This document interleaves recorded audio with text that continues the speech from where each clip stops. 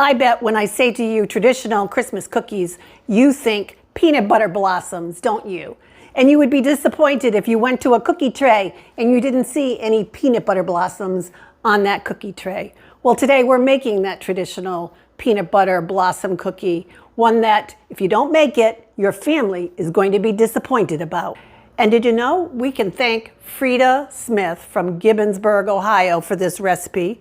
She entered it in the 1957 Pillsbury Bake-Off contest. Freda didn't win the Bake-Off with the cookie recipe. She became the senior grand national winner in the cookie division, but she did get inducted into the Pillsbury Hall of Fame in 1999 with this cookie recipe.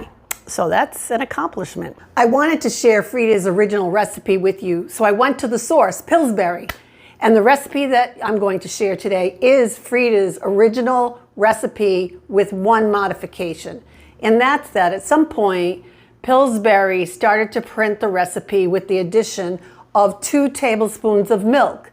And that was because the addition of the milk created a much softer, more pliable dough, made it easier to bring the cookies together.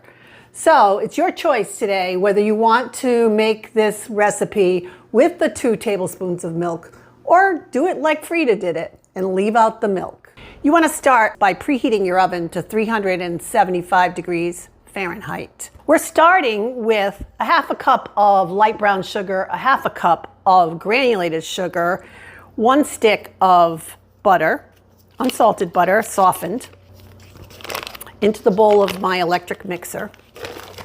And we're going to cream the sugars and the butter together. The butter and the 2 sugars are coming together, and I'm adding a half a cup of peanut butter. It's going to take 2 to 3 minutes for your peanut butter, your butter, and your sugars to get light and fluffy and nice and creamy. Scrape down the sides of your bowl and add a teaspoon of vanilla. 1 egg, large, at room temperature, and 2 tablespoons of milk. Next, mix together 1 3/4 cups of all-purpose flour with 1 teaspoon of baking soda and a half teaspoon of salt.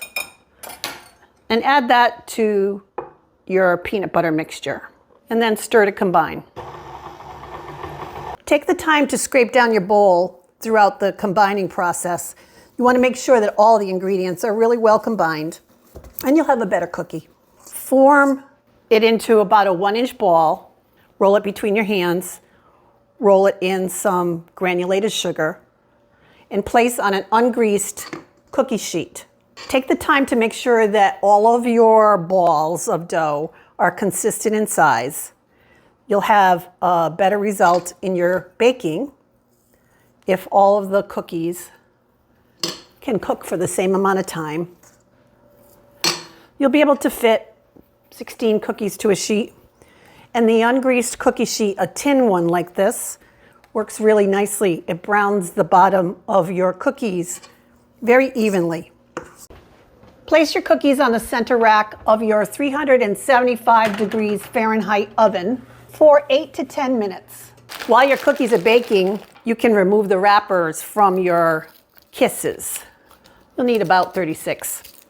After 8 to 10 minutes in the oven, your cookie comes out puffed, cracked, and ready for your Hershey Kiss that you press right into the center of the cookie. Return your cookie to the oven for just 30 seconds, no more than that, just to make sure that your kiss will adhere to the cookie nice and solidly. Nobody likes a cookie without a Hershey Kiss. Transfer them to your rack for complete cooling and be ready to enjoy.